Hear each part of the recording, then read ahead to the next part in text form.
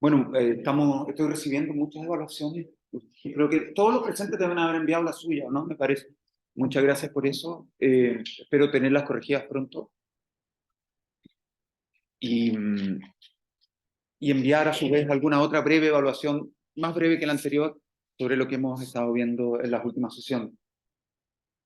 Hoy deberíamos comenzar a hablar de funcionalismo, pero quisiera antes hacer una segunda tentativa explicativa acerca del argumento de Kripke sobre la identidad, en contra de la identidad mente-cerebro, a ver si podemos encontrar alguna forma un poco más intuitiva de hacerlo presente, ¿no?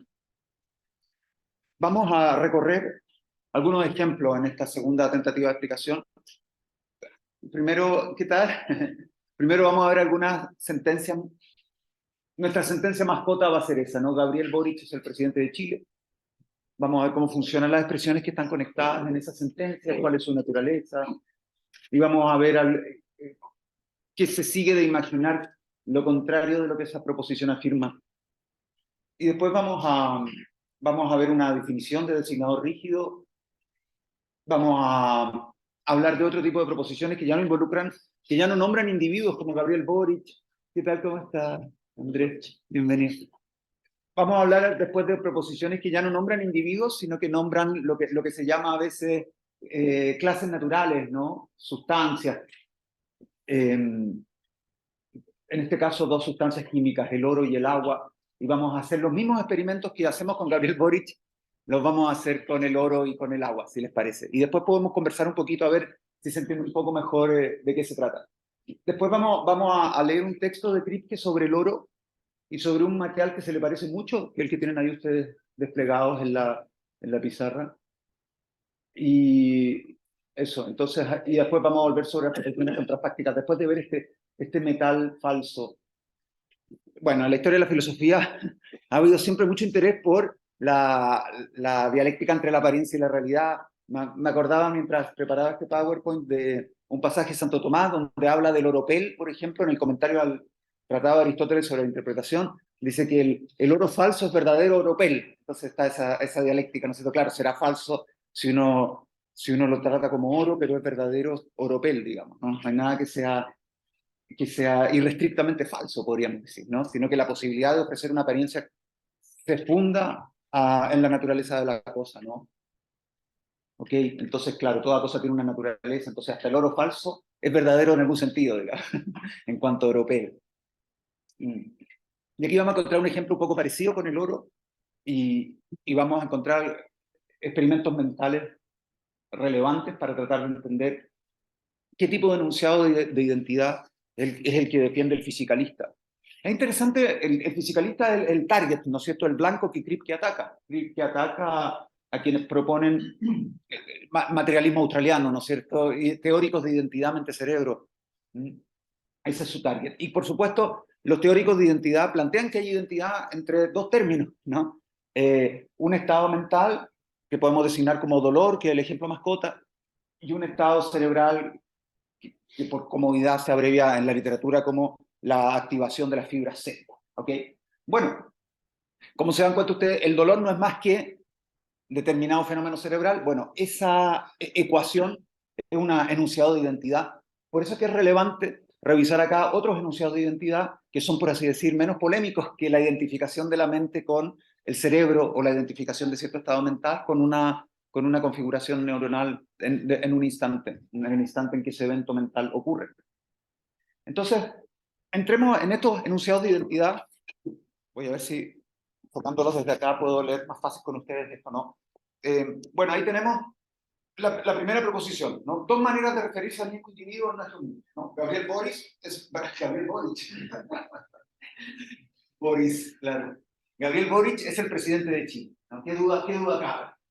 ¿Qué duda cabe? Para bien o para mal, Gabriel Boric es el presidente de Chile, esa afirmación es verdadera.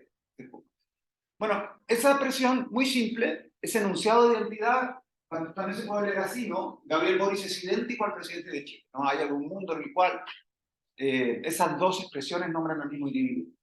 No estamos hablando de dos personas diferentes cuando decimos Gabriel Boric que cuando decimos el presidente. Normalmente los periodistas lo que hacen es reemplazar un término por otro coextensivo en la siguiente proposición, para evitar redundancia.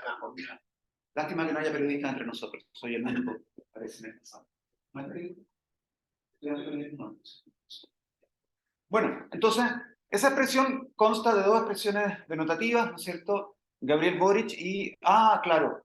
En el PowerPoint había una banderita de Chile, ¿no? Pero ahí se ve que eso no tiene esa gráfica, entonces un SL, pero da lo mismo, ¿no? Es presidente de Chile. Entonces, hay dos expresiones denotativas acá. Gabriel Boric por una parte, presidente de Chile por la otra.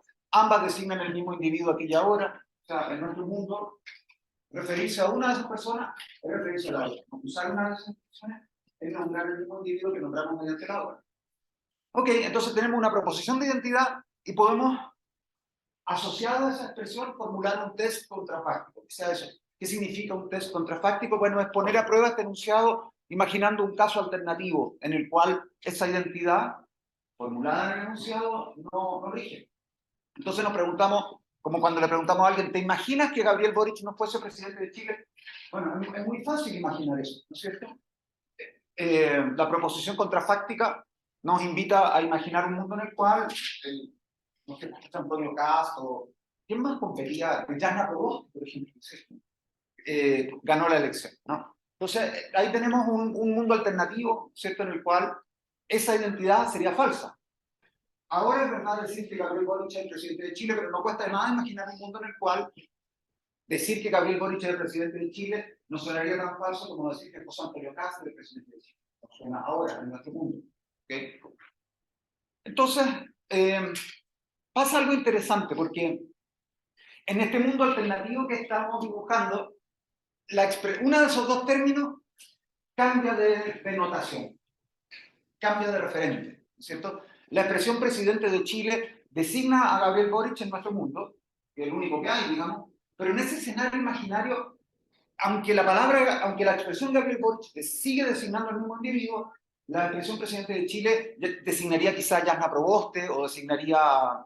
¿Qué otro candidato había? Marco Liquio Minami, ¿no es cierto? O el que estaba en Estados Unidos, como le dice, Parisi, Franco Parisi, ¿no es cierto? Claro.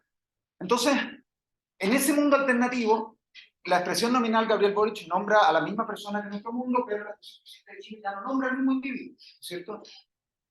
Entonces, para capturar esa diferencia, eso es lo interesante, este es el punto semántico interesante aquí, digamos, no el punto conceptualmente interesante, es que para capturar la diferencia que hay entre estas dos expresiones, que para todos los efectos son equivalentes, para los periodistas, digamos, que describen este mundo y lo otro, son expresiones equivalentes, a saber, Gabriel Boric y presidente de Chile, ¿no es cierto? Bueno, para capturar esa diferencia entre esas dos expresiones, se dice que Gabriel Boric designa rígidamente, digamos, mientras que la expresión presidente de Chile designa de manera flexible. ¿Cierto? ¿Qué significa eso? Que un designador rígido identifica el mismo objeto en todo el mundo posible. Entonces, si yo los invito a ustedes a imaginar un mundo en el cual Gabriel Boric no es presidente de Chile, bueno, es un mundo en el que cambian muchas cosas, pero Gabriel Boric no, digamos, ¿no? Si no, el experimento mental ya no tendría el efecto que tiene, no lo estaría invitando a ustedes a imaginar un mundo en el cual ese ingrediente invariable le da sentido al mundo alternativo, ¿cierto? Gabriel Boric sigue siendo diputado, pasan otras cosas, digamos, ¿no? Pero seguimos hablando de él. Mientras que la palabra presidente de Chile ya no habla de Gabriel Boric, digamos, ¿no? Esa expresión ya no lo designa él, ¿no? Y entonces, esa es la diferencia entre un designador rígido, que como les decía en la clase pasada, como que se aferra al objeto y permite rastrearlo como una especie de GPS lógico, digamos, a través de todos los escenarios contrafácticos que uno pueda diseñar, ¿no? Ok, entonces, dicho en términos un poquito más técnicos, ¿te imaginas un mundo en el que Gabriel Boric no fuese presidente de Chile? Sí, es fácilmente accesible, fácilmente imaginable un mundo semejante, ¿cierto? Entonces, esta propiedad del designador rígido se enuncia, se puede ver fácilmente así, ¿no? No solo los nombres propios como Gabriel Boric, sino también los pronombres personales que reemplazan a los nombres propios son también designadores rígidos. De aquí este autor, que cito ahí abajo, se refiere, por ejemplo, al pronombre tú, que vale por tu nombre en cada caso, ¿cierto? No sé si te podría pedir, Andrés, si puedes leer este breve extracto. Un designador rígido nombra identificando sus designatus no solo respecto al mundo actual, tal como las cosas de hecho son, sino también respecto a todos los otros escenarios posibles, cuales ese objeto se encuentre presente. Que un nombre propio como el tuyo sea rígido por seleccionar al mismo objeto, sabes tú, con respecto a todos los escenarios y situaciones distintos de aquellos que actualmente ocurren, es una tesis que goza de gran aceptación. Claro. Entonces, ahí tenemos una caracterización bastante adecuada de lo que es un designador rígido, ¿cierto? Un designador rígido identifica su objeto no solo en relación a este mundo, como el designador presidente de Chile, sino que lo designa en relación a todo otro escenario en el cual ese objeto se encuentre presente. Y por ejemplo, no sé, si yo tomo a Víctor como foco de mis experimentos contrafácticos, ¿no? Y los invito a imaginar mundos en los que Víctor nació en el planeta Krypton o tiene otras propiedades, digamos, ¿no? Bueno, de todas maneras, la palabra Víctor continúa anclada al objeto que ese nombre designa en nuestro mundo, en esta sala de clases, digamos, ¿no? Sí, por favor, Gustavo. Sí, sí, yo creo que efectivamente eso es, en el fondo. O sea, los indexicales es una de las categorías de designación rígida. Claro, claro. A veces establecen diferencias sutiles, pero básicamente esa es la idea, exactamente. Los pronombres funcionan como términos lexicales. Imagínense, esa palabra tú tiene muy poco contenido porque, ¿no es cierto?, es casi como una manera de indicar con el dedo en una dirección precisa. Digo tú. Bueno, y entonces te imagino a ti en distintos mundos, pero siempre estamos hablando de Isabela, ¿cierto? Y en cierto contexto en lo que yo la interpelo, este pronombre se adhiere a ella tal como su propio nombre, digamos, ¿no? Está por el nombre, es otra manera de hacer referencia a Isabela y de rastrearla en distintos escenarios contextuales. Bueno, y esta propiedad que tienen los designadores rígidos, ¿no? Se le llama a veces identidad transmundana o identidad a través de varios mundos. Voy al tiro con lo tuyo, Transworld Identity, ¿no? Por ejemplo, fíjense este designador que es flexible y que no es rígido. Gabriel Boric designa al mismo individuo en distintos mundos alternativos, pero el brebaje favorito de Gabriel Boric es distinto, porque uno puede concebir fácilmente mundos alternos en los cuales no es la cerveza, por eso aparece el mismo shot ahí en el punto a ese primer punto. Ese mundo uno, nuestro mundo actual, hubo un episodio diplomático en el que Gabriel Boric compartió una cerveza con el primer ministro de Canadá, ¿cierto? Justin Trudeau, en fin, de ahí quedó como inmortalizada ese brebaje como el favorito del presidente, ¿no? Pero fácilmente esa descripción no es rígida, ¿no? Porque fácilmente puede designar otro brebaje en otro mundo posible y no cuesta nada imaginar mundos alternos en los cuales Boric prefiere el agua o prefiere Don Periñón como James Bond, ¿no es cierto? Prefiere algún licor de alta graduación y muy refinado. Perdón, sí, disculpa. ¿Qué pasa cuando, por ejemplo, el objeto en el mundo real decide cambiarse de nombre? Perfecto. ¿Estaría también cambiando de nombre en todo el mundo alternativo? Muy buena pregunta. No, la verdad es que un designador rígido es una expresión que escogemos nosotros en este mundo para rastrear un objeto que se moviliza por múltiples mundos. Entonces da lo mismo que en esos múltiples mundos en los cuales nosotros designamos a Isabela mediante ese nombre, a lo mejor en esos mundos alternativos nadie la llama Isabela, o Isabela se cambia de nombre, o Isabela pide que no la llamen así, pero para nosotros, desde nuestro mundo, escogemos pegarle esa etiqueta y le ponemos ese GPS, digamos, y el nombre funciona como un dispositivo de rastreo a través de los distintos escenarios contrafácticos. Y para que el nombre Isabela cumpla con esa función, por así decir, esa variable rígida no es flexible, entonces da lo mismo lo que ella haga, digamos, da lo mismo lo que hagan los otros habitantes de esos paralelos con los que ella se mueve, da lo mismo que ella no se reconozca mediante ese nombre. Todo eso no modifica el valor identificatorio que tiene la expresión Isabela para nosotros, porque somos nosotros desde este mundo los que decidimos colgarle esa etiqueta, le podemos colgar cualquier otra, y decir que ese objeto va a ser aquel que sirve de ancla, digamos, para los distintos escenarios que yo estoy armando en torno a ese objeto, que son los mundos posibles en los cuales ese objeto existe, digamos, se encuentra presente.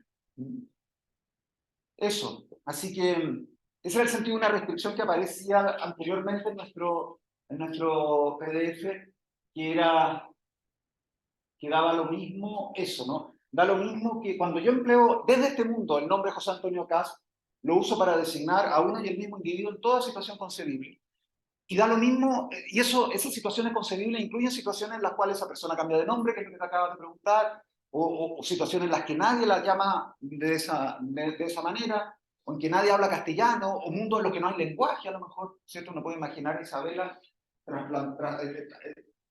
claro, imagina que Isabela no nació en el siglo XXI, digamos, sino que nació no sé, pues, en el año 6000 antes de Cristo, ¿no es cierto? Y todavía podríamos seguir hablando de Isabela, ¿no? Aunque no había castellano, ¿no? Pero el punto es que para nosotros cumple ese rol, es como que tú le pones la etiqueta y a ti te sirve para mapear ese objeto en distintos escenarios, y el objeto puede ser una persona o puede ser una cosa que es irrelevante cómo es denominada en esos múltiples escenarios que tú misma estás dibujando. Un poquito esa es la idea. Ya, entonces teníamos una primera proposición de identidad que decía Gabriel Boric es el presidente de Chile, ¿no? Donde teníamos un designador rígido y un designador flexible. Presidente de Chile rotaba y Gabriel Boric en cambio es súper fiel, ese nombre, esa etiqueta se adhiere a su objeto. Acá tenemos en cambio Gabriel Boric es Gabriel Boric. ¿Qué pasa aquí? Bueno, tenemos dos designadores rígidos, tenemos el mismo designador rígido dos veces. Gabriel Boric, me parece a mí que es verdadero, ¿no es cierto? Es realmente tautológico, es una proposición de riesgo C, ¿cierto? Donde el predicado no se mueve del sujeto, entonces es difícil que no acierte en el daño, ¿no? No corre ningún riesgo el que afirma Gabriel Boric, no le atribuye ninguna propiedad que no esté contenida en el nombre. Y aquí uno tiene un test contrafáctico que es súper interesante, que es distinto del test contrafáctico que nos invitaba a pensar un mundo en el cual Gabriel Boric no era presidente. Ese mundo es fácilmente imaginable. Pero ahora nos podemos preguntar, ¿te imaginas que Gabriel Boric no fuese Gabriel Boric? No sé qué les parece a ustedes el experimento mental. ¿Qué les parece a ustedes? La cuestión está abierta, ¿no es cierto? Uno puede decir que es perfectamente imaginable un mundo en el cual Gabriel Boric no sea Gabriel Boric, y no hay problema. O bien es aparentemente imaginable, pero en realidad no tiene sentido. Y por así decir, no es tan fácil. O sea, es verdad que tenemos dos expresiones que designan al mismo individuo. Gabriel Boric, presidente de Chile en nuestro mundo actual. Y el escenario contrafáctico, Gabriel Boric no es presidente de Chile, es fácilmente concebible, no tenemos ningún problema. No sé qué les parece a ustedes si podemos imaginar que Gabriel Boric no es Gabriel Boric. O igualmente es fácil imaginar un mundo en el que Gabriel Boric no sea Gabriel Boric, sino que sea otra persona, por ejemplo. No sé qué les parece, así, tema libre. ¿Les parece que se puede imaginar igual que el otro caso? ¿O les parece que esto es inconcebible? O que no tiene sentido la pregunta, a lo mejor? O que está ok en realidad. Yo puedo imaginar que Gabriel Boric modifica todas sus propiedades y en realidad ya no es Gabriel Boric, es otra persona. Pero ahí está Gabriel, digamos. No sé qué les parece a ustedes. Por ejemplo, ¿a quién les parece que esta pregunta es perfectamente razonable y no cuesta imaginar un mundo en el que Gabriel Boric no sea Gabriel Boric? ¿Quién levantaría la mano? Para decir, yo me lo imagino perfecto. Ah, no hay ni una mano levantada, claro. Perfecto. Entonces todos están de acuerdo en que es más bien difícil. O sea, usted piensa más bien B que A. ¿Sí? Sí, sí. Yo también, fíjense que también pienso que sí. Que es súper fácil imaginar que Gabriel Boric no es presidente, pero que es más raro imaginar que Gabriel Boric no sea Gabriel Boric, ¿no? Porque a menos que uno le dé a ese experimento una interpretación particular como la que aparece ahí con asterisco, ¿no? Por ejemplo, uno puede pensar a alguien, un militante del Partido Republicano, para el cual el presidente Boric sea una pesadilla. Entonces podría tomar la pregunta como significando, ¿te imaginas que Gabriel Boric no hiciese las cosas que hace Gabriel Boric, no gobernara la manera en que gobierna Gabriel Boric? Entonces como que Gabriel Boric prácticamente dejara de ser el que es, pero por una especie de conversión ideológica, digamos, ¿no? Se transforma en un neoliberal. Claro. Ok, pero bueno, incluso en ese mundo en el que Gabriel Boric se transforma en un líder neoliberal, digamos, sería un mundo en el que Gabriel Boric continuaría siendo Gabriel Boric. Y es bien interesante esto de tratar de imaginar, porque curiosamente uno puede formular ese experimento, uno puede decir, bueno, ¿te imaginas un mundo en el que Gabriel Boric no sea Gabriel Boric? Y es de esas preguntas que parecen tener sentido, ¿no? Uno cree imaginar que podría ocurrir, digamos, ¿no? Pero claro, seguramente eso iría contra el principio de contradicción, entre otras cosas, ¿no es cierto? Porque sería como imaginar un mundo en el que una cosa no sea ella misma y sin embargo pudiera continuar siendo ella misma, ¿no? Claro. Por ejemplo, un mundo en el que Víctor no sea Víctor, sino que sea otra persona. Y sin embargo, yo diga, bueno, Víctor continúa ahí, pero claro, es otra persona, se transformó en otra persona, pero sigue siendo Víctor. O sea, eso como que ya excede los límites del principio de identidad, ¿no? Como que uno diría, bueno, pero esa cosa ya no podemos identificarla con el nombre que le dábamos antes porque se transformó en otra. y cómo va a continuar siendo a la vez sí misma y otra. Entonces, claro, parece ser que aquí colapsamos ese mono sospechoso, ¿no es cierto? Se pregunta realmente si cabe imaginar eso, y parece ser la posición de Kripke, que es la de ustedes, en el fondo. O sea, Kripke considera que es solo aparentemente concebible imaginar un mundo en el que, digamos, Gabriel Boric no sea Gabriel Boric, pero que es como un juego de lenguaje, pero no, eso está mal decirlo así, porque el juego de lenguaje es como una trampa, un juego de palabras nomás, ¿no es cierto? Pero que no tiene mucho sentido. Entonces, esta segunda proposición, ¿no? la proposición, imaginémonos un mundo en el cual Gabriel no sea a sí mismo, sino otra persona, nos pide imaginar esto, ¿no? Que es bastante raro, bastante freak, podríamos decir, ¿no es cierto? Y claro, si uno tiene la ilusión de que puede imaginarlo, Kripke diría que en realidad uno está leyendo mal su propia mente, en el fondo. Está creyendo que puede concebir algo que en realidad es inconcebible. Por ejemplo, hay buenas posibilidades de que cuando uno dice, ya, voy a imaginar un mundo en el cual Gabriel no sea Gabriel, lo que uno hace es reemplazar a Gabriel por otro individuo, ¿cierto? Completamente distinto de Gabriel, que seguramente va a ser idéntico a sí mismo, pero ya no va a ser idéntico a Gabriel Boric. Estamos diciendo que es otro. Entonces, ¿cómo podría ser otro y continuar siendo sí mismo? Entonces, eso parece inclinarnos a favor de B. O sea, si uno piensa en otra persona a la cual el presidente Gabriel Boric es idéntico, es difícil que continúe pensando en Gabriel Boric. Parece que uno ha reemplazado subrepticiamente a Gabriel Boric por otro individuo que ya no será idéntico a Gabriel, sino que será idéntico a sí mismo, porque toda cosa es idéntica a sí misma. La identidad de esa relación que una cosa mantiene consigo y con ninguna otra, digamos, ¿no es cierto? Entonces, decir que una persona es idéntica a otra distinta de ella es tan raro como decir que se ha transformado en otra, pero continúa siendo ella misma. Bien, podríamos decir, la diferencia que hay en concebibilidad, digamos, o sea, perdón por esa palabra tan rara, ¿no? En facilidad de concebir, en facilidad de imaginar, en facilidad de imaginar un mundo en el que Boric no es presidente, escenario 1, versus un mundo en el cual Boric no es Boric, escenario 2, nos sirve para apreciar la diferencia que hay entre designadores rígidos y designadores flexibles, ¿cierto? Por ejemplo, las expresiones Gabriel Boric, presidente de Chile, son expresiones extensivas, ¿cierto?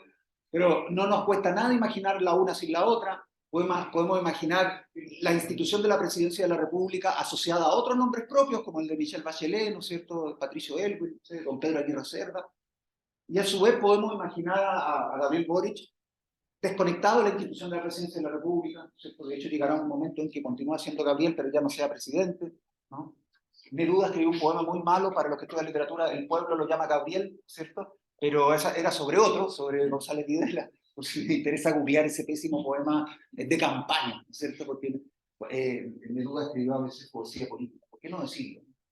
Ya, y aquí tenemos otro tipo de expresiones, ¿no es cierto?, que ya no se trata de nombres propios, pero que sí son a ojos de Kripke, que son designadores rígidos. Estos nombres de sustancias como oro, agua, ¿no? Piensa Kripke que son designadores rígidos, es decir, y él lo va a tratar de demostrar ahora con un par de textos que vamos a leer. Ahí le hacemos al oro y al agua algo parecido de lo que le hicimos a Gabriel y al presidente de Chile, digamos, ¿no? Tenemos dos modelos, dos esquemas de proposición. El primero es el oro es oro, ¿no? Una tautología. Después tenemos otra proposición que parece ser mucho más informativa, pero que de todas maneras es un enunciado de identidad. El oro es idéntico al elemento químico número 79, ¿no? En la tabla de los elementos, es decir, un cuerpo simple, ¿no?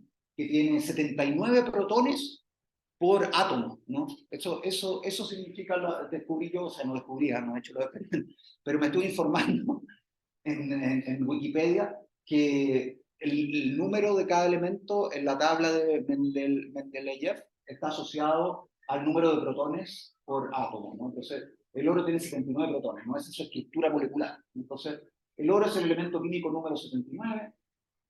Ya, después tenemos el agua es agua y el agua es H2O. Ahí tenemos expresiones correferenciales en el sentido de que oro y elemento químico número 79 se comportan respecto del objeto del mundo que designan, gracias, del mismo modo que Gabriel Boric se comporta respecto de Gabriel Boric o de Gabriel Boric, presidente de la República, son expresiones correferenciales, se refieren a lo mismo. Después tenemos otro tipo de enunciados de equivalencia o identidad que son bien bonitos porque combinan un designador rígido con un designador flexible. Entonces, la categoría 2 es inmediatamente similar a la proposición Gabriel Boric es presidente de Chile, ¿no es cierto? Donde teníamos un designador rígido y un designador flexible. Primer ejemplo, en la proposición oro es el metal de que está hecha esta joya, por ejemplo, ¿no? Usted, por ejemplo, Isabela exhibe un collar, ¿no es cierto? Y nos dice oro es el metal del cual está hecha esta joya, ¿no? ¿Ok? Es obvio que el metal de que está hecha esta joya es un designador flexible, ¿no? Porque puede resultar oro en este mundo actual, pero uno puede imaginar escenarios alternativos en los cuales esa joya esté hecha de otro material, ¿cierto? El agua es la bebida favorita del abstemio, ya vemos que es un ejemplo que da de Husserl, ¿no? En su curso de Filosofía de la Mente, ¿no? La bebida favorita del abstemio, claro, puede que en este mundo uno haga un estudio de opinión y descubra que efectivamente el abstemio promedio se inclina masivamente por el agua, ¿no? Pero claro, es fácilmente imaginable un mundo alternativo en el cual los abstemios se decanten más bien, no sé, por los jugos de fruta o por las bebidas cola, ¿cierto? Pepsi Cola, qué sé yo. Después está esa frase que pertenece a una película, ¿no es cierto? Es un enunciado de identidad de Marilyn Monroe, ¿no es cierto? Los diamantes son el mejor amigo de una dama, digamos. Claro. ¿No? Entonces, claro, ahí tú tienes que, obviamente, en este mundo cínico actual en el que se movía Marilyn Monroe, ¿no es cierto? El mundo de los oropeles y de las joyas, obviamente esas dos expresiones son coextensivas, pero puede que haya mundos más austeros en los cuales las mascotas sean el mejor amigo de las damas, ¿cierto? Entonces ahí tenemos expresiones correferenciales, pero una de la expresión que aparece a la izquierda del signo de identidad, el oro, el agua y el diamante, son designadores rígidos que rastrean un objeto a través de distintas situaciones contrafácticas, mientras que las expresiones que aparecen a la derecha del signo de identidad son designadores flexibles porque no están atados a uno y solo un objeto, sino que pueden variar su referente según uno varía los escenarios en los cuales emplea esas descripciones. Y ahí entonces hay test contrafácticos para cada una de estas dos clases de enunciados también. Lo mismo que hicimos con Gabriel Boric por una parte, y Gabriel Boric es presidente por la otra, lo podemos hacer con enunciados de esta clase. Por ejemplo, uno le puede preguntar a un colega si uno imagina un mundo en el cual esta joya no sea de oro, no Gabriela, sino Isabela, exhibe este collar, ¿no es cierto? Y me pregunta, ¿tú logras imaginar que no está hecho de oro? Y yo sí, también en realidad no me cuesta nada porque no, justamente no estoy muy habituado, no tengo alta exposición al oro, entonces no me cuesta nada imaginar que es una fantasía. Pero para un conocedor quizás sería más difícil imaginar que esa joya está hecha de oro. Entonces, no es tan difícil imaginar escenarios alternos en los cuales esta joya no es de oro, o un mundo en el cual la bebida no sea la bebida favorita del abstemio, ¿no? Pasa el test contrafáctico, digamos, ¿no? Cuando tienes un designador rígido y un designador flexible en un enunciado de identidad, el test contrafáctico es muy fácil de pasar porque no cuesta nada imaginar un mundo en el cual el designador flexible ya no nombra lo mismo que el rígido, digamos, ¿no? Es decir, agua nombra lo mismo en cada uno de los mundos, digamos, en los cuales uno construye esa proposición, pero la bebida favorita del abstemio, supongamos que es verdadera en este mundo, porque hay estudios que acreditan que los abstemios prefieren agua y que si beben jugo de fruta sienten una ligera oxidación que los lleva hacia el alcohol, digamos, entonces se cuidan y prefieren agua potable, digamos, ¿no? Pero puede haber mundos alternos en los cuales la bebida favorita del abstemio, quizá en 100 años más, por ejemplo, ya no sea el agua potable, o no siempre fue el agua potable, sino que hubo otro tipo de... Entonces, aunque agua nombra el mismo líquido en este mundo y en cualquiera, la bebida favorita del abstemio es como presidente de Chile, ¿no? Puede variar aquello a lo que se refiere, no nombra el mismo líquido en este mundo, pero otro líquido en otro mundo. Y aquí viene la pregunta de Kripke respecto de la pregunta que para él es análoga a tratar de imaginar un mundo en el cual Gabriel Boric no sea Gabriel Boric, que es la pregunta, ¿te imaginas que el oro no sea oro? ¿O te imaginas que el agua no sea H2O? No sé qué les parece a ustedes estos escenarios, ¿no? ¿Les parece concebible un mundo en el cual el oro no sea oro, sino que, por ejemplo, tenga un número atómico distinto? ¿O un mundo en el cual el agua siga siendo transparente, potable, fluida, pero, y no viscosa como el aceite, ¿no es cierto? Pero sin embargo tenga otra composición química? ¿Te parece imaginable? Claro, el problema que he tenido yo. O sea, ¿no te cuesta imaginar un mundo alterno en el cual el agua está hecha de otra cosa? Perfecto. No, en el cual hay algo que describe las mismas propiedades termodinámicas, a pesar de que es constituido de enanismo. Perfecto, perfecto. Ya, está súper bueno todo ese caso. Cuando empleamos el término agua, pareciera ser el círculo lo empleamos asignando atributos con termodinámicos. Claro, justamente también hablamos de esta independencia, de ese término respecto de movimiento, de que detrás de esto hay cierta propiedad científica. No, aún no entiendo. ¿Por qué no habría de ser así? Claro. Perfecto, perfecto. O sea, en el fondo lo que estás proponiendo, Gato, es que lo que hace que las condiciones de identidad del agua no dependen de esa combinación atómica, digamos, H2O. Yo en realidad podría haber otra combinación atómica y el cuerpo que desplegase las mismas propiedades fenoménicas del agua continuaría siendo agua. Así que dice que, sí, que eso sería un error o que sería confundida, pero justamente eso sí lo tiene que entender. Perfecto, perfecto. Sí, sí, es un punto complicado. Vamos a ver cómo lo explica Kripke, pero es súper válido. Qué bueno que lo diga.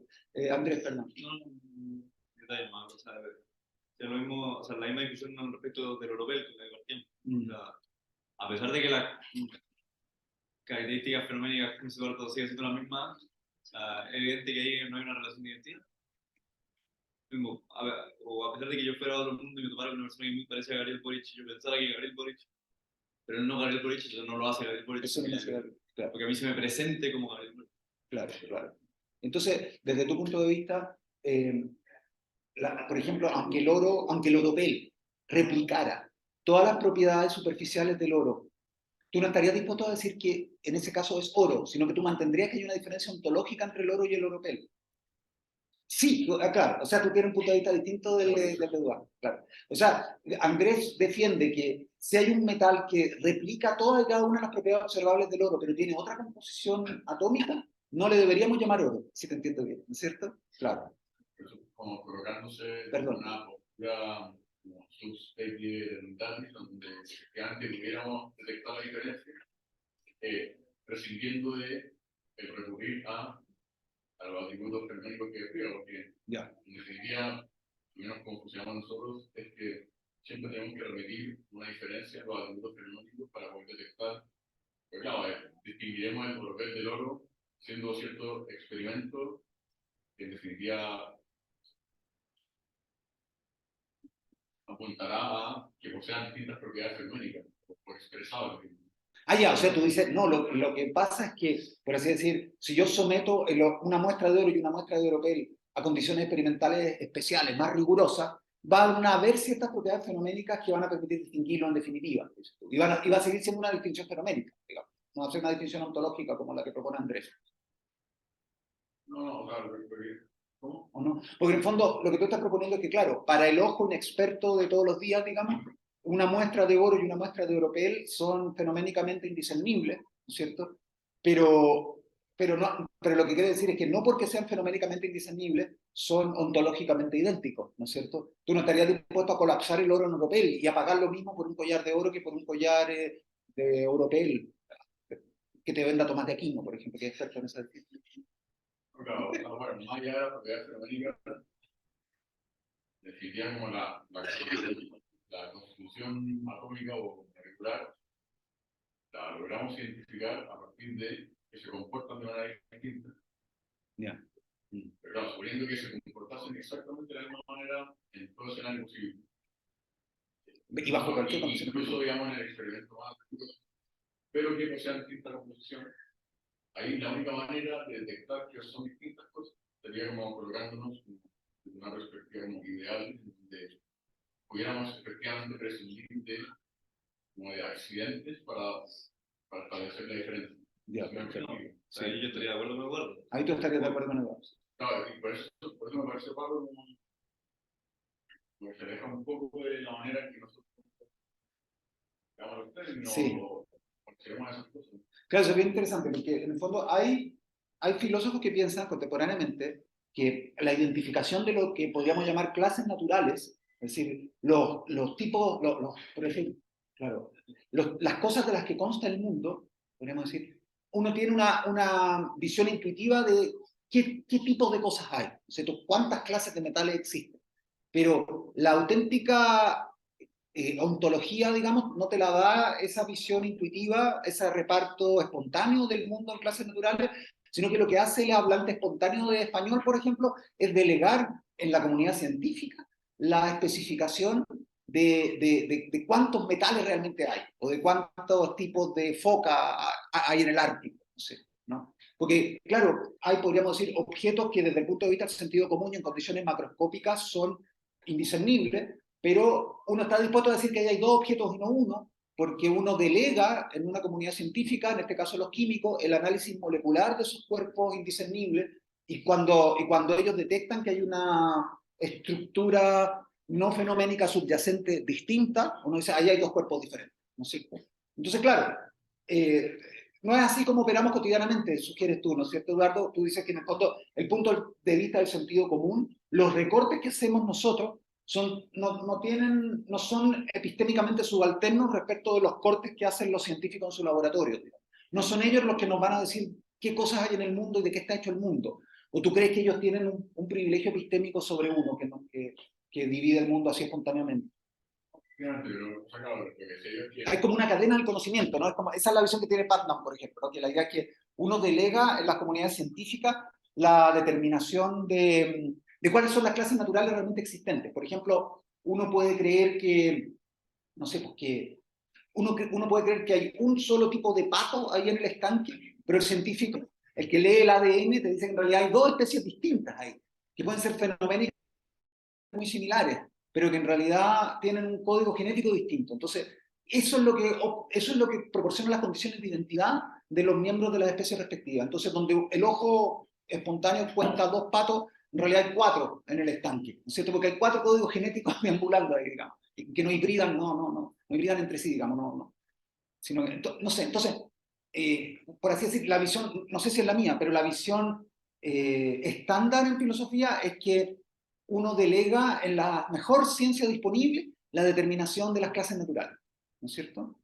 Y claro, entonces hay como un revisionismo, y eso, bueno, eso ya Aristóteles decía, por ejemplo, en el comienzo de las partes de los animales, que uno, claro, que uno puede contar 7 tipos de aves, digamos, donde el ojo experto discierne 15 tipos de aves, ¿cierto? A su manera, él también se da cuenta de que las categorizaciones espontáneas del mundo son revisables a la luz de un examen más, de un examen epistémica, digamos, de una comunidad epistémica más reducida, que es la que realmente está en el negocio más duro, digamos.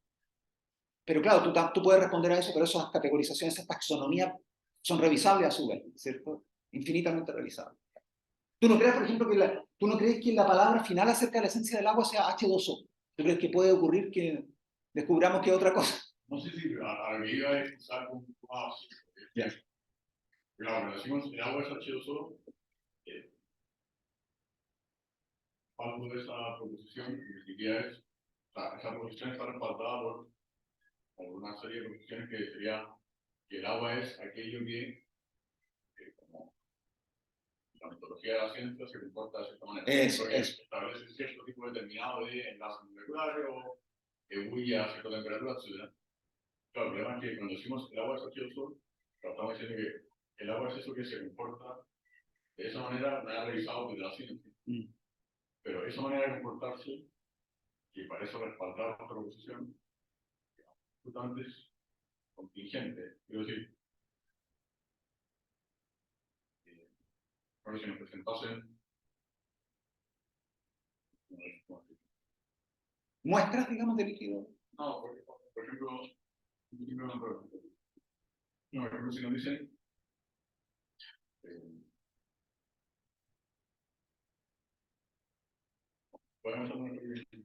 ¿Volvemos? O sea, volvemos sobre... Si quieres, después del recreo volvemos con eso, ¿te parece? sí, ya, No, no, ¿a quién le pareció mal la intervención de Eduardo? A nadie, ¿no es cierto? A todos nos pareció muy interesante. ¿Alguien objeta? No, ¿no es cierto? Es súper interesante. No sé si en un universo en que otro líquido presenta las mismas condiciones por estas pruebas del agua, también podría ser agua. Si un líquido X es muy a la misma temperatura, hace el mismo enlace químico, que otra cosa H, que no sea H2O, eso también podría ser llamado agua porque tiene las mismas propiedades termogénicas desde la esencia. Claro, y todas esas propiedades científicas, el enlace que tienen ellas con el hecho de ser H2O, no entiendo. Ahí yo entiendo que habría un motivo por el cual decir que esa posición puede ser falsa. Que el agua sea H2O. Ah, o sea, no te cuesta nada imaginar un mundo en el cual el agua no sea H2O. Ya, perfecto. Perfecto, no, es súper bonito. O sea, Eduardo considera, digamos, que es perfectamente imaginable un mundo en el cual el oro no sea oro, el agua no sea H2O, o el oro no sea el elemento químico 79, digamos, y el agua no sea H2O. Es decir, que podríamos tener un mundo en el cual un líquido desplegase las mismas propiedades observables del agua, pero que estuviese hecho de otra forma, digamos, ¿no? Que tuviese otra estructura molecular, ¿cierto?, subyacente. ¿Okay?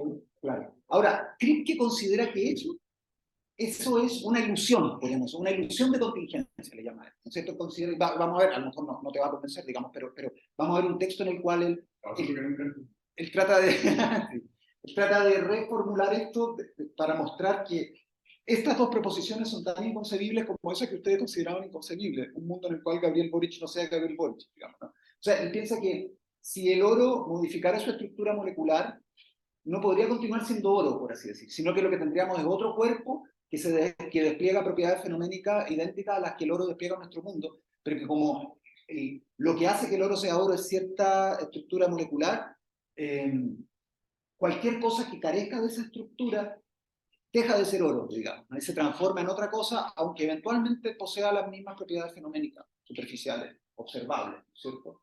Y un líquido que se comporte como el agua, pero no sea H2O, no vamos a decir que, por así decir, esta muestra de agua no es agua, digamos, sino que esta muestra de agua de un mundo posible Z no es agua, sino que diríamos que hay otro líquido distinto del agua que despliega en el mundo Z las mismas propiedades observables que el agua despliega en nuestro mundo, digamos. Como que, por así decir, agua, por eso es que para Kripke, agua es un designador rígido, digamos, ¿no? Porque uno no le confiere ese nombre a sustancias que tengan otra estructura molecular y que sean indiscernibles del agua, ¿no? Sino que uno reserva ese nombre a nada más que a líquidos que tengan esa estructura interna. Disculpa, tú tienes también eso. Caso real de lo que pasó también.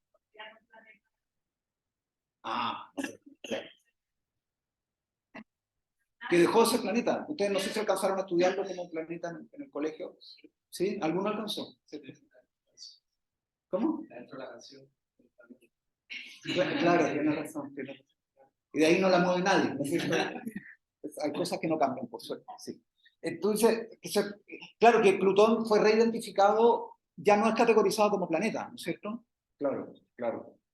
Bueno, no me acuerdo qué fue el cambio que le encontraron a la planetación que Claro, claro. Ahí lo que pasó seguramente es que las condiciones de identidad que, digamos, que la comunidad científica, los astrónomos, los criterios que el astrónomo aplica para saber si determinado cuerpo celeste es un planeta o es otra cosa, digamos, parece que se descubrió experimentalmente que Plutón carecía, digamos, tenía otra estructura química, digamos. Entonces sí, tienes razón, pasó de planeta a otra cosa, digamos, ¿no? Y tenía un ejemplo en la punta de la lengua parecido al de Plutón, pero ahora se me fue. Bueno, no importa. ¿Les parece? Estamos en la hora, ¿les parece? Hacemos la pausa y volvemos con lo que Kripke básicamente va a tratar de hacer de estos casos, de estos contrafácticos, algo igualmente inconcebible que un mundo en el cual, no sé, pues, Gustavo no sea Gustavo, y continúe siéndolo sin duda. Esa es la idea. Disculpa. Ya está. Perdona.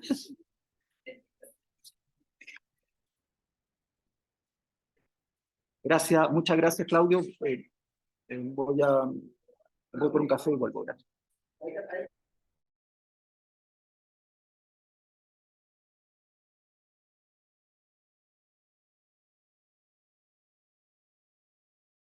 Es perfectamente. Perdón, decíamos entonces que la respuesta que propuso Eduardo, la conversación que teníamos al final de la hora anterior, acerca de si uno puede imaginar que el agua no sea H2O, vamos, no. Bueno, se parece un poco a la que aparece allí escrita, ¿no? A esa alternativa. Eduardo, en el fondo, sostiene que es perfectamente imaginable, ¿no? Que el agua pudo tener otra estructura atómica. Después de todo, además, solo descubrimos a posteriori que el agua es H2O. Esto es lo que mencionaba Eduardo a propósito de que la palabra agua parecía designar el líquido fenoménico que todos bebemos cotidianamente, y en particular los abstemios, ¿no? Y, sin embargo, Cervantes u Homero ignoraban la estructura química del agua, ¿no es cierto? Ahora, lo que diría Kripke, y es de esas cosas que lo vuelven célebre, es que el que sostiene que el agua es contingentemente H2O confunde el carácter a posteriori del descubrimiento de una identidad con el carácter contingente de esa identidad. En el fondo, la posición de Kripke, a grandes rasgos, es que el agua es esencialmente H2O y que nada puede ser lo uno sin ser lo otro, ¿cierto? Y que suponer que el agua podría continuar siendo agua sin ser H2O es como suponer que Gabriel Boric podría continuar existiendo y a la vez dejar de ser Gabriel, digamos, continuar siendo Gabriel al transformarse en otra persona, ¿no?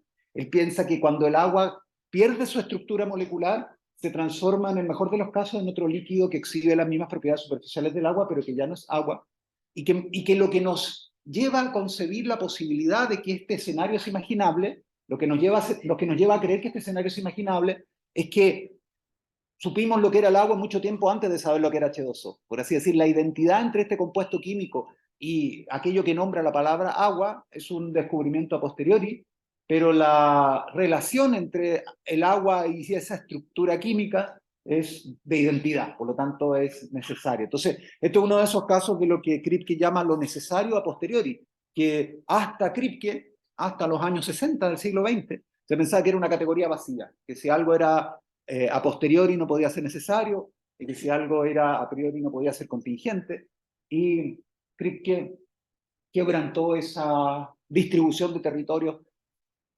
consagrada por la historia de la filosofía, ¿no? Y bueno, y entonces allí aparece, esta es una de las pocas imágenes que hemos desplegado, ¿no es cierto?, en nuestras exposiciones. Allí este metal, ¿no es cierto?, este metal que efectivamente existe y que se asemeja mucho al oro, ¿no? Que se llama, miren, tienen un nombre griego, pirites lithos, ¿no? En realidad eso significa literalmente, pirites lithos significa como piedra ígnea, ¿no es cierto? Piedra fogosa, piedra de fuego, ¿no? Porque brilla mucho, encandila. Y el nombre químico es pirita o pirita de hierro, pero aparece en el texto que estamos leyendo, Naming and Necessity. Vamos a leer un par de páginas de esas famosas conferencias que impartió Kripke en 1970 y que llevan ese título, El nombrar y la necesidad, se traduce en castellano también. Naming and Necessity. Bien, entonces aquí viene la argumentación de Kripke a favor del carácter necesario de la estructura atómica, del número atómico 79, digamos, ¿no? El número atómico 79 no es una propiedad contingente del oro, piensa Kripke, sino que es una propiedad necesaria del oro, tal como la estructura H2O no pertenece accidentalmente al agua, de tal manera que el agua podría perder esa estructura y continuar siendo agua, sino que en realidad es una característica esencial del agua, que está atada, por así decir, a las condiciones de identidad de ese líquido. Si se modifica la estructura química subyacente a ese líquido transparente que nombraba Homero o Miguel de Cervantes, digamos, lo nombrado es otra cosa. Ya no es agua, sino algo que se comporta como el agua o algo que aparenta ser agua y que tiene con el agua la misma relación que la misma relación engañosa, por así decir, que la pirita de hierro tiene con el oro. O el oropel de Santo Tomás con el oro. Bien, no sé si podría pedirte, Víctor, siempre recurro a ti, ¿no es cierto?, para este texto más difícil, ¿no? Este texto de Kripke. Aquí viene el ejemplo, ¿no? ¿Qué es lo que pretende hacer Kripke? Bueno, descartar que el agua pueda tener una estructura atómica distinta, pese a que descubrimos esa estructura atómica solo después de que fuimos capaces de hacer ciertas experiencias. Entonces, el oro... El oro tiene el número de... ¿Es una propiedad necesaria o contingente del oro que este tenga el número atómico 79? Supongo que encontramos otro metal amarillo o alguna otra cosa amarilla que tenga todas las propiedades mediante las cuales identificamos originalmente al oro, y muchas de las otras que hemos descubierto. Muy bien. Piensa Kripke que esta es una manera natural de responder, que es perfectamente imaginable un mundo en el cual el oro no sea oro. Kripke lee esa posibilidad como imaginar un mundo en el cual cada muestra de oro es reemplazada superficialmente, digamos, ¿no? Y quizás que lo sepan los habitantes de ese mundo, por este otro metal, la pirita de hierro, que se comporta, por lo menos a nivel macroscópico, observacional, de la misma manera que se comporta el oro, que por lo tanto sería indistinguible, indiscernible del oro. Esa situación, dice Kripke, en muchos casos, muchas personas se verían inclinadas a describir esa situación como una en la cual el oro ha cambiado de estructura química, por así decirlo. El oro, claro, el oro ahora estaría hecho de otra composición. Ya no sería, por ejemplo, un elemento en la tabla de Mendeleev, sino que sería una aleación quizás, como la pirita de hierro es una aleación. Hay dos metales donde parece haber uno. Ok. Entonces, si puedes continuar, Víctor. Aquí viene el ejemplo de este metal que acabo de poner en pantalla. Un ejemplo de una cosa que posee muchas de esas propiedades iniciales es la pirita de hierro. Se le llama fool's gold porque, bueno, porque los tontos lo toman por oro fácilmente y es fácil escapar con ese metal, ¿cierto? Por ejemplo, esta pensamiento de la pirita americana de los americanos, son como ¿cómo se dice? Insulares, ¿no? Hay mucha referencia interna a su propia cultura, a su propia historia. Entonces, hubo muchos casos en los cuales hallazgos de oro no eran más que, ¿cierto? Llegaba el maquino de rigor al mar de pirita de oro, que ya no era oro, sino que era fool's gold, ¿no? Que engañaba fácilmente y en fin era muy fácil estafar a otra persona si no conocía la distinción, ¿cierto? Entre la pirita del hierro y el oro. Entonces, perdón, se podría reír el disco. Un ejemplo de una cosa que posee muchas de esas propiedades iniciales es la pirita de hierro, fool's gold. Como dije, nadie diría que esta sustancia es oro. Hasta ahora hemos hablado del mundo, pero consideremos un mundo posible. Consideremos una situación contrafáctica en la cual se descubren yacimientos de pirita de hierro en varias montañas de Estados Unidos, en regiones de Sudáfrica y la Rusia. Para 1970 se entiende que no hubiera museos. El museo le permitía agregar un ícono adicional a la situación política de sí, se apreciaba.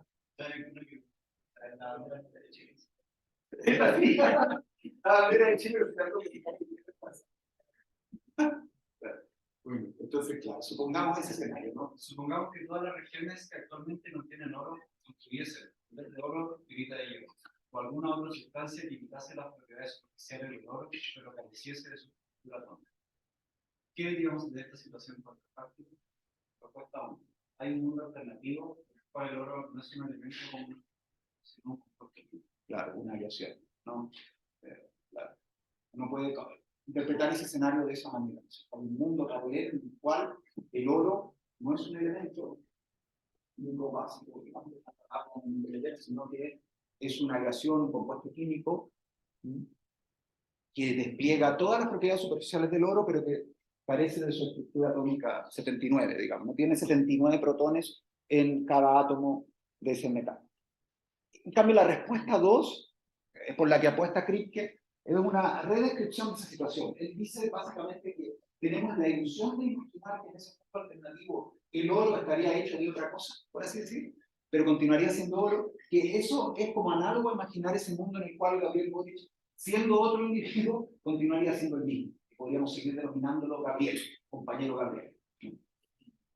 Respuesta 2. Respuesta 2. ¿Estaríamos dispuestos a decir que en dicha situación contrafáctica el oro no sería un elemento, dado que la pelita de hierro no lo es? Me parece que no es lo que diría. Claro. Dice, esa es una posibilidad, pero no es lo que yo estaría dispuesto a decir.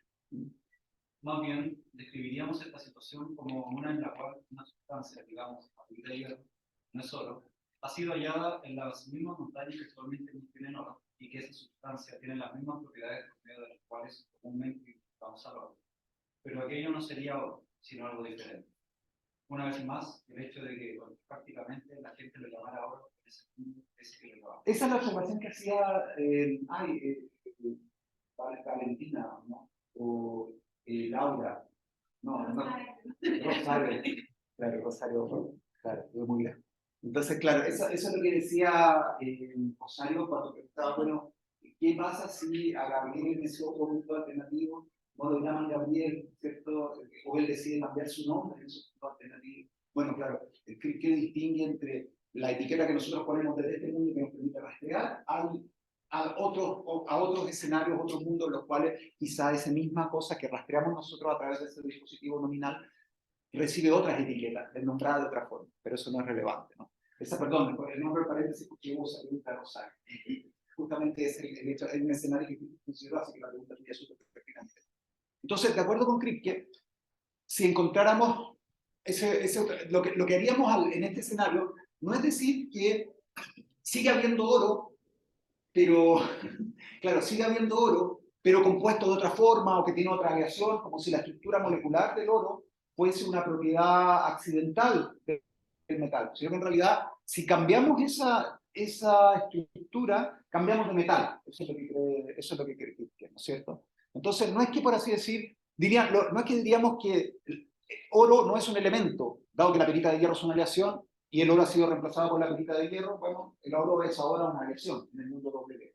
Sino que lo que diría más bien, si uno quiere describir la situación con precisión conceptual, que es Kripke, es describirla como una situación en la cual una sustancia que no es oro ha sido hallada en las mismas montañas que contienen actualmente oro, y que esa sustancia tiene las mismas propiedades por medio de las cuales comúnmente identificamos el oro, pero aquello no sería oro, sino algo diferente.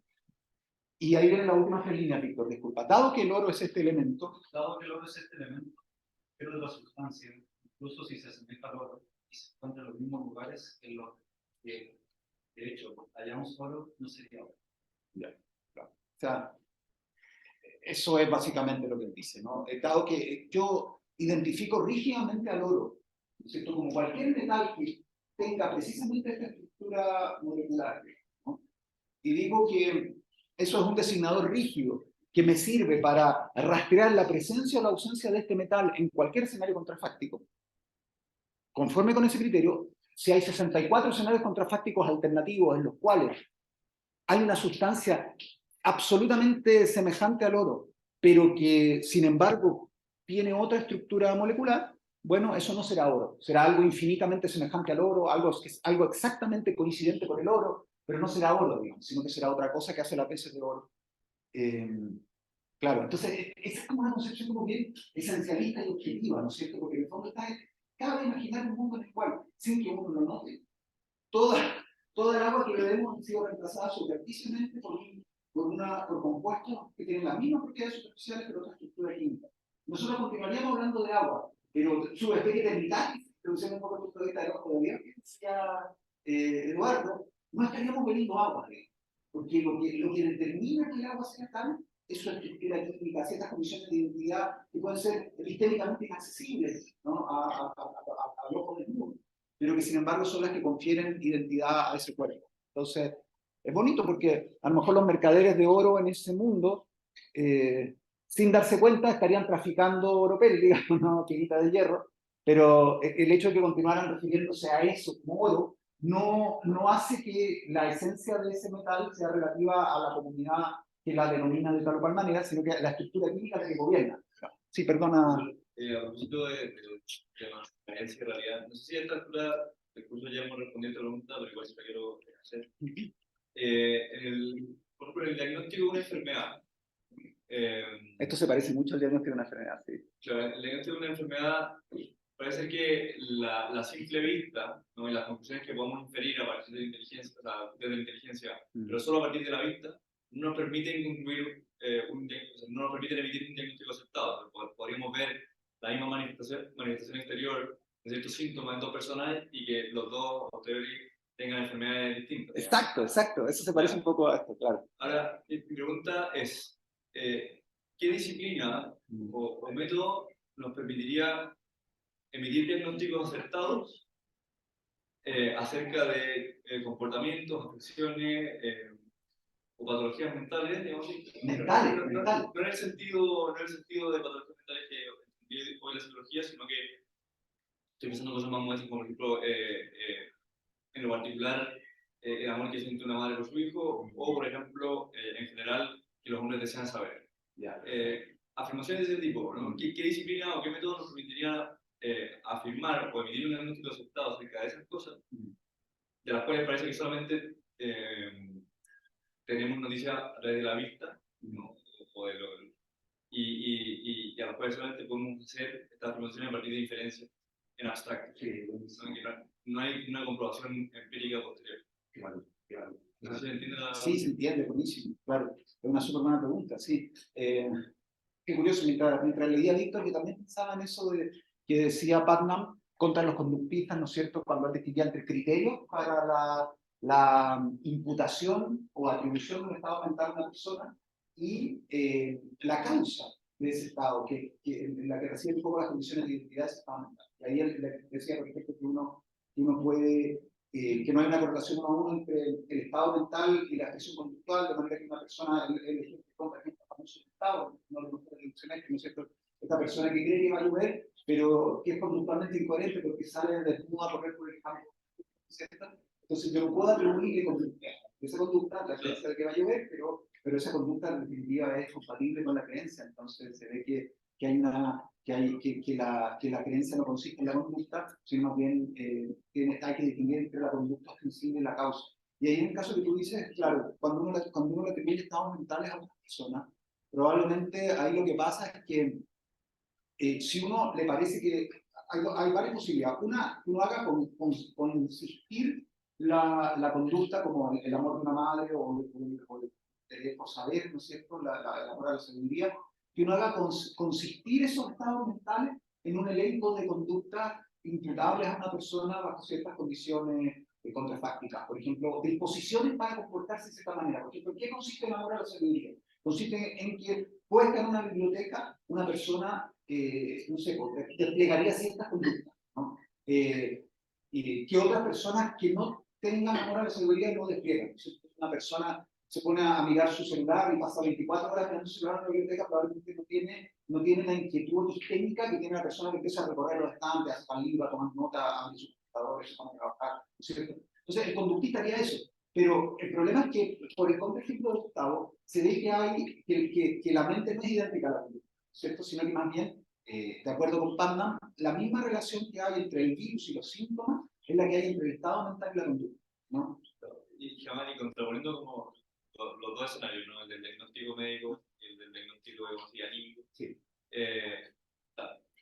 Parece que en el primero, el médico o quien sea tiene la posibilidad de acceder a un método que le aseguraría cierto la certeza en la afirmación que está realizando. Sí. Y en el segundo caso, por ejemplo, se puede acreditar que hay o no hay virus ahí. Claro, el observador o quien sea no tiene, o sea, no es posible para él pasar a este siguiente nivel de comprobación o a este siguiente método. ¿Significa esto quizá, o sea, a esta altura ya lo hemos respondido, quizás no, ¿significa esto para el segundo una limitación epistémica o es simplemente que estamos hablando de órdenes? Es que ahí hay distintas escuelas, porque en el fondo, una vez que fracasa el conductista, se abren dos posibilidades. Se abre la posibilidad de que, bueno, se ve que la mente no llega a la conducta, sino que posiblemente un estado que causa conducta, más que ser idéntica a la conducta asociada a ese estado, que existen criterios para conducir. Entonces, ahí, por ejemplo, el fisicalista va a decir que la causa de la conducta es un estado cerebral, y ahí el cientista cognitivo, no sé, o el psicólogo empírico, es el que tiene la tarea de ver, de encontrar, por así decir, el estado cerebral que se comporta respecto de la conducta afectiva que tú estás describiendo, como el virus se comporta respecto de los síntomas. Entonces, hay fisicalistas que creen que uno puede localizar regiones del cerebro donde se producen ciertos tipos de actividad que son responsables de cierto tipo de conducta. Y entonces ahí tenemos una correlación 1 a 1, por así decir, entre lo que hace el médico cuando distingue los síntomas de la causa y tiene un método para dar con la causa, un método clínico. Bueno, el cientista cognitivo, ¿cierto?, tiene sus propios instrumentos que le permiten detectar qué zona del cerebro se activa cuando hay ciertas conductas epistémicas o ciertas conductas afectivas, no sé, el amor a la seguridad, el amor de una madre por su hijo. Entonces, ahí a lo mejor hay un camino clínico, que dice, bueno, ahí yo voy a mapear la correlación que hay entre actividad cerebral y actividad conductual, y voy a identificar entonces el análogo del virus causal en un estado cerebral, una cosa así. Es un proyecto. Después hay otros que dicen, no, la verdad es que por mucho que veamos el cerebro no vamos a entender la mente. Entonces la mente es otra cosa que el cerebro, y la causa de lo conductual es un estado de la res cartesiana, del alma, no sé, es así, ¿no? Y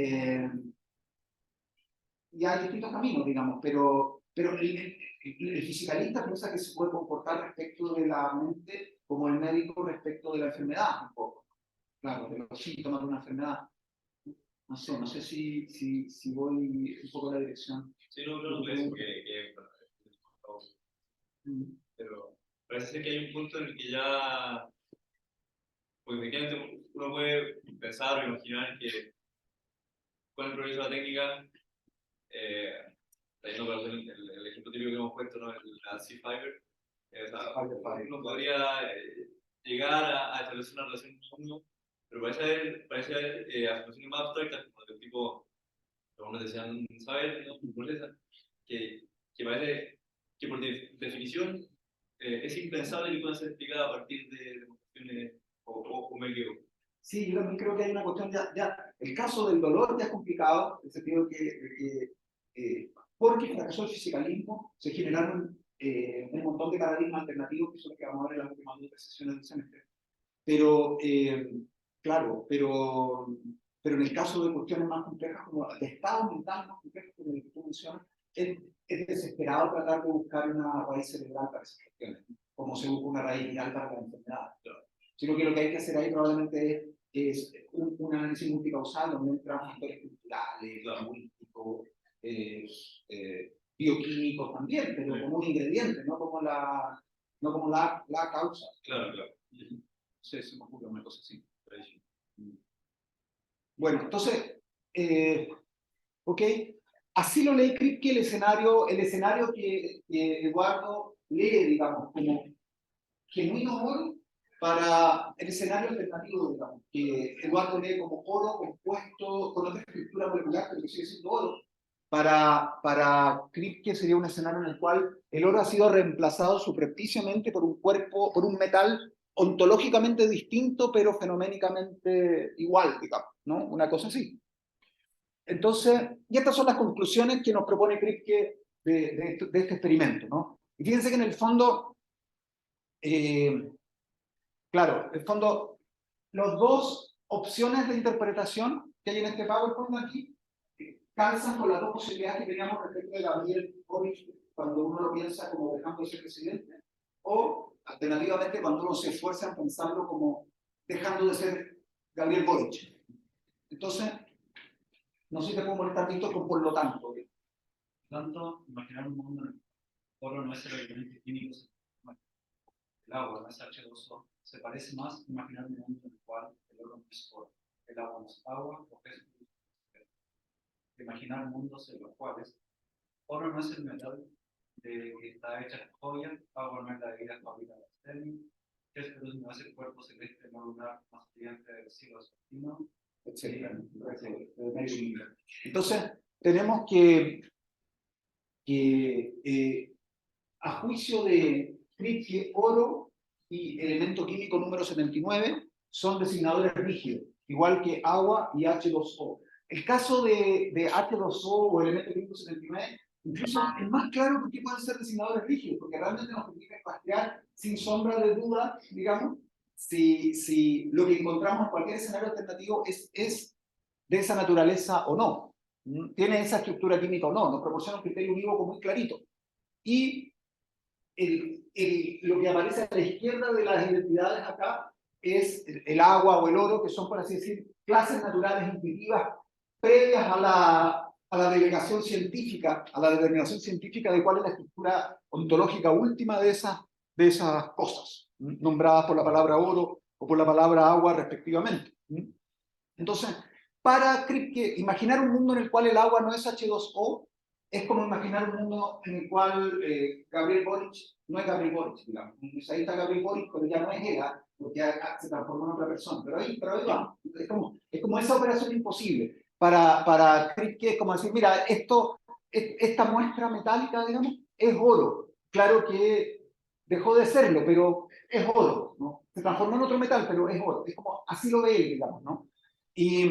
Y claro, entonces, el oro puede dejar de ser el metal del cual está hecha esta joya, o el agua puede dejar de ser la bebida favorita del abstemio, o incluso Hesperus, la estrella vespertina, puede dejar de ser el cuerpo celeste no lunar más luminoso en el cielo de la tarde, ¿no es cierto? Todas esas cosas pueden ocurrir, o podrían haber ocurrido, pero el oro no puede dejar de tener 79 protones en su átomo, en cada átomo, ni el agua puede dejar de ser H2O, digamos, ¿no? Sin que la palabra oro pierda su referencia. Si se cae uno de los dos términos, se cae el otro. Si se cae H2O, se cae agua. Si se cae 79, se cae oro, ¿no? Claro, esta es uno de los ejemplos regalones de Kripke, ¿no? Hesperus, que está tomado de Frege, por supuesto, el lucero vespertino, ¿no? ¿Por qué? Porque dice él que, claro, en nuestro mundo, esa es una identidad contingente, le podemos decir, ¿no es cierto? La identidad Hesperus es idéntico al cuerpo celeste no lunar, a ese cuerpo celeste distinto de la luna, que es el que más brilla en el cielo vespertino, ¿no es cierto? Esas dos expresiones, una muy cortita, Hesperus, un nombre propio, y otra una descripción definida bastante larga, el cuerpo celeste no lunar más brillante del cielo vespertino, identifican el mismo objeto, pero no necesariamente, digamos, ¿no? Una de ellas puede ocurrir sin la otra. Por ejemplo, podría haber ocurrido que algún fenómeno estelar en la evolución del cosmos hubiese hecho que Marte fuese el cuerpo que más brilla al caer la tarde, ¿no? Es perfectamente concebible que otras secuencias causales hubiesen tenido como resultado que lo que llamamos la estrella vespertina no hubiese terminado siendo el cuerpo celeste distinto de la luna más brillante en el cielo cuando cae la tarde.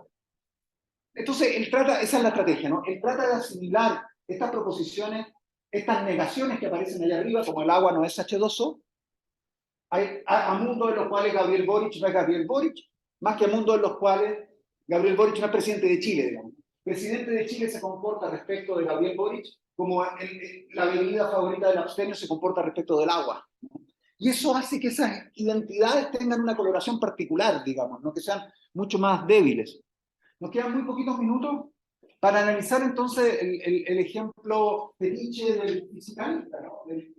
El ejemplo del dolor y la fibra y el evento cerebral C, que normalmente es la fibra que se dispara, ¿no?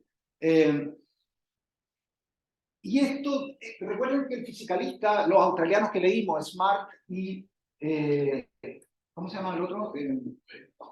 Place, gracias, claro, Place, decían que la proposición, el dolor es idéntico a tal evento cerebral, por ejemplo, la activación de fibra C, es una identidad contingente, ¿no? Lo que va a pasar acá básicamente es que tanto dolor como evento cerebral de determinado tipo, evento cerebral Z o activación de la fibra C, los dos son designadores rígidos. Y cuando tú tienes designadores rígidos, las identidades son necesarias, ¿no? Claro. O sea, cuando uno dice, por ejemplo, Gabriel Boric es presidente de Chile, esa es una identidad contingente, ¿no? Porque el presidente de Chile tiene una referencia rotativa en distintos escenarios contrafácticos, ¿no? Mientras que Gabriel Boric es un designador rígido. El punto es que los enunciados de identidad aplicados a conectar estados mentales y estados cerebrales conectan dos designadores rígidos. La activación de la fibra C es una descripción que te permite rastrear un solo tipo de evento cerebral en todo escenario contrafáctico. se comporta respecto de ese tipo de evento cerebral, como el nombre Gabriel Boric se comporta respecto del individuo que designa todo el mundo posible. Y lo mismo ocurre con el dolor. El dolor es esa experiencia introspectivamente accesible. Por ejemplo, hay tipos particulares de jaqueca que no saben qué es lo que están nombrando cuando dicen me duele, digamos. ¿Ok? Bueno, entonces, claro, ustedes se acuerdan de Descartes. Descartes decía, bueno, en realidad es increíble porque el argumento de Fichte es como una rehabilitación en el siglo XX tardío de una estrategia dualista, ¿no? Un refinado. Es una rehabilitación de estos escenarios cartesianos en los cuales yo me puedo concebir a mí mismo sin mi cuerpo, por lo tanto soy distinto de él, ¿no es cierto? Yo puedo experimentar el dolor sin que esa experiencia me reporte ninguna afirmación acerca de lo que ocurre en mi corteza cerebral, y al revés, yo puedo tener muchísima información acerca de lo que ocurre en mi corteza cerebral sin que eso me reporte ninguna experiencia en primera persona, dolorosa, ¿no? Entonces, como yo puedo imaginar dolor sin actividad cerebral y actividad cerebral sin dolor, quiere decir, piensa Descartes, que son dos cosas muy distintas, son intuitivamente diferentes, que no pueden nombrar el mismo objeto. Ahora, eso no es suficiente para mostrar, dice el fisicalista, que el dolor es distinto de la actividad cerebral, porque para el fisicalista hay identidades que son contingentes. Y eso es lo que nos quiere mostrar ese parrafito. ¿Te podría descargar el párrafo, Gustavo? Pero mostrar que C es actividad cerebral de algún tipo. Les parece determinado tipo de actividad cerebral, por ejemplo, las fibras, ¿no? Y D es dolor. Demostrar que C puede haber existido sin dolor, que dolor puede haber existido sin actividad cerebral, todavía no desmiente que dolor es igual a la actividad cerebral. Porque esta última afirmación podría ser verdadera, ya sea de modo necesario, ya sea de modo contingente. Claro, la estrategia de Place era que es verdad lo que dice Descartes, que uno tiene conceptos distintos, que parecen apuntar en direcciones completamente diferentes, pero a veces ocurre que Clark Kent termina siendo Superman, ¿se acuerdan? A veces pasa que caminos que parten, nombres, expresiones lingüísticas que parten en direcciones completamente inconexas terminan convergiendo sobre el mismo objeto. Entonces, está bien, no una identidad a priori, pero a lo mejor es una identidad a priori contingente. Entonces, todavía no estamos descartando, el argumento de Descartes no descarta que el dolor sea idéntico a la actividad cerebral, porque esta última afirmación podría ser verdadera, ya sea de modo necesario, ya sea de modo contingente. Dado que el dolor y actividad cerebral, la actividad cerebral correspondiente, podrían existir el uno sin el otro, la afirmación, el dolor es idéntico a la actividad cerebral, no puede ser necesariamente verdadera, ¿no? Descartes muestra que son al menos posiblemente distintos el dolor de la actividad cerebral, que los podemos concebir mutuamente disociados, ¿no? Que podemos experimentar el uno sin tener información acerca del otro. ¿Ok? Entonces, parece que el argumento de Descartes establece al menos que no puede ser necesariamente verdadero el dolor y la actividad cerebral asociada a él, ¿no? Pero, discúlpame Gustavo, pero eso deja abierta la eventualidad. Eso deja abierta la eventualidad de que ella sea completamente verdadera. Ahí está hablando como, el que reporta esto está hablando como Yuki Place, ¿cierto? El dolor de la actividad cerebral es una identidad posterior y verificada científicamente con un escáner, ¿no? Entonces, aunque Descartes muestra que no son necesariamente idénticos, son contingentemente idénticos. Como hemos visto, hay afirmaciones contingentemente verdaderas. Por ejemplo, Hesperus es el objeto no lunar más brillante del cielo vespertino. Claro, ahí tenemos entonces que existen afirmaciones contingentemente verdaderas, equivalencias de este tipo, ¿no?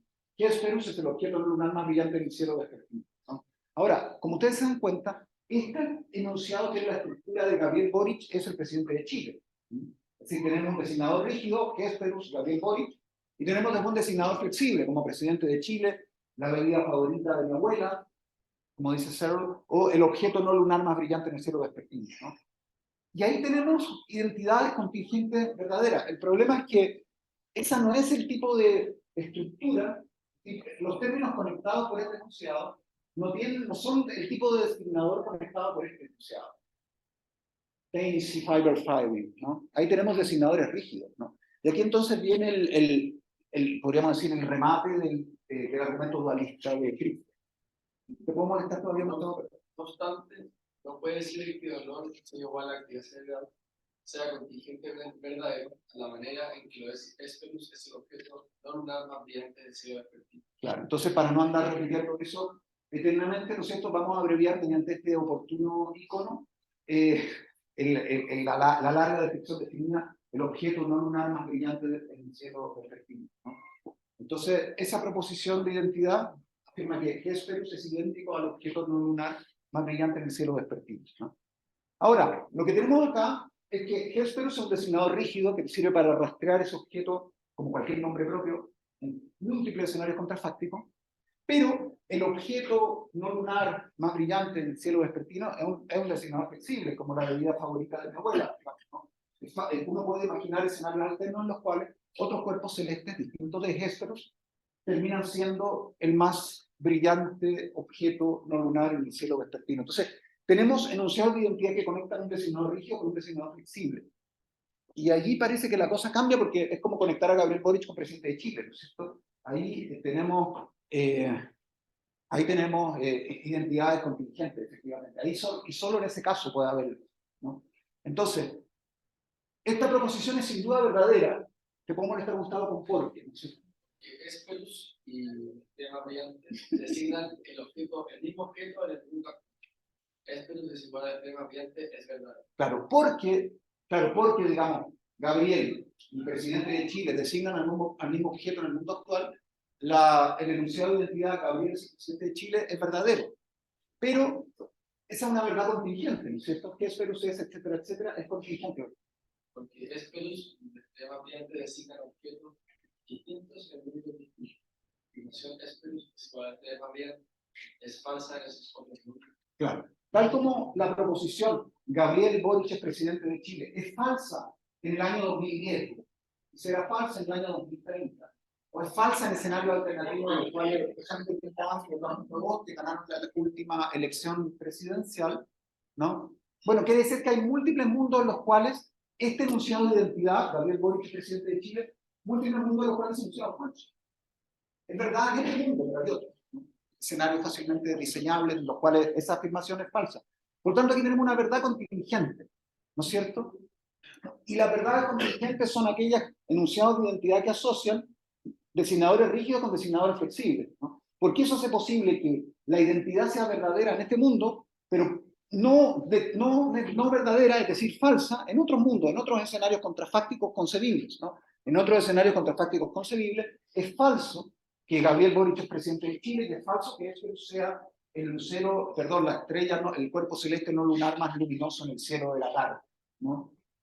Ahora, el problema es que evento cerebral Z, digamos, ¿no? No sé, el disparo de la fibra C es un designador rígido, es decir, identifica un y solo un tipo de evento y me permite rastrearlo en múltiples situaciones contrafácticas. Y dolor de cabeza o lo que ustedes quieran es un tipo de etiqueta que me permite rastrear un y solo un tipo de objeto mental introspectivamente accesible, ¿no? Fíjense que yo puedo describir el mismo dolor que describo mediante la expresión actividad neuronal Z mediante un designador flexible, como la sensación estomacal que experimento tras ingerir 16 trozos consecutivos de pizza, ¿no? Uno puede, es una descripción definida, ¿no es cierto? Yo puedo hacer referencia a mi dolor mediante ese designador flexible. La sensación estomacal que experimento tras ingerir 16 trozos consecutivos de pizza, ¿cierto? Ahora, ese es un designador flexible porque puede, por ejemplo, puede haber un luchador de sumo que obtenga otra sensación estomacal tras la misma ingesta. Entonces, efectivamente, aquello a lo que se refiere este designador varía de mundo en mundo, digamos. Las situaciones contrafácticas modifican el referente de esa descripción. Mientras que el referente de la descripción actividad neuronal Z o actividad en la fibra C permanece invariable en todos los mundos posibles. Y eso genera ciertas consecuencias respecto de las pretensiones de identidad. En el fondo, lo que le pasa al fisicalista es que está diciendo que dos designadores rígidos son idénticos. Por lo tanto, y entre dos designadores rígidos solo caben verdades necesarias y no contingentes. Es decir, si es verdadero que el dolor es actividad en la fibra C, es necesariamente verdadero. Es decir, tiene que ser verdadero. Puede haber un mundo en el cual ocurra el evento que se dispara la fibra C sin que ocurra dolor y viceversa, ¿no? Y eso es lo que se formula en este último párrafo, que podría triunfalmente leer Andrés, quizá, puede ser, perdón, Andrés, el último párrafo y cerramos la sesión, ya, estamos en la hora. Esa es la razón. Esa es la razón. Esa es la razón por la cual la afirmación pero el objeto no lunar más brillante. Claro, ahí puede leer el signo de igualdad como que es igual, idéntico a. Claro. Es idéntico a el objeto no lunar más brillante del signo de signo es verdadera, pero contingentemente verdadera. Por otra parte, la afirmación de igual C contiene dos designadores rígidos. D es el nombre de este preciso dolor, y no hay mundo alguno en el que dé nombre a otra cosa, de manera que lo designa rígidamente. Y C es el nombre de este preciso evento cerebral. No hay mundo alguno en el que C nombre a otra cosa, de manera que lo designa rígidamente, porque D y C son ambos designadores rígidos. La afirmación D es igual a C ha de ser necesariamente verdadera si es que es verdadera en absoluto. Puesto que no es necesariamente verdadera, no lo es en absoluto. Ese es el argumento, como ustedes ven, un argumento lógico, ¿cierto? Que muestra que allí donde tú dices que una cosa es igual a otra, más vale que la condición para que esa sea una verdad contingente es que uno de esos dos designadores sea flexible. Pero si ambos designadores son rígidos, si quiere decir que ambos nombran exactamente el mismo objeto en todo escenario contrafáctico concebible. Por lo tanto, declararlos idénticos es declararlos idénticos en todo escenario contrafáctico concebible. No existe la posibilidad de que una de esas dos expresiones nombre un objeto distinto en distintos mundos, por lo tanto, declararlo idéntico en todos los mundos. Y eso es lo que pretende hacer el fisicalista como Place o Smart, es decir, que el dolor es idéntico a determinado acontecimiento en mi corteza cerebral. Pero desgraciadamente esas dos expresiones son designadores rígidos. Entonces, declararlos idénticos en este mundo sería declarar inconcebible su ocurrencia separada. Pero Descartes nos ha mostrado que eso es al menos concebible, ¿no es cierto? Entonces, que tan concebible como Gabriel Boric sin la banda presidencial, digamos, es un dolor sin actividad neuronal. Y la mera concebibilidad de ese escenario acredita que hay un mundo en el cual el dolor no es idéntico a la actividad cerebral del caso. Por lo tanto, hay un mundo en el cual la afirmación, el dolor es idéntico a esa actividad cerebral C, es falsa. Pero si es falsa en un mundo, ya no es necesariamente verdadera, ¿no es cierto? No vale para todos los mundos posibles. Y por la propia índole de la afirmación, porque conecta a dos designadores rígidos, si es verdadera, ha de serlo en todo el mundo posible. Básicamente esa es la cuestión. Es muy bonito, es muy sofisticado, es convincente a mi juicio, no es fácil. No sé qué les parece a ustedes. Pero con eso terminamos y podemos empezar a hablar de computadoras y de cómo en el fondo el teclado de Isabela algún día va a ser un ser pensante. ¿Les parece que esa es una perspectiva para el otro día?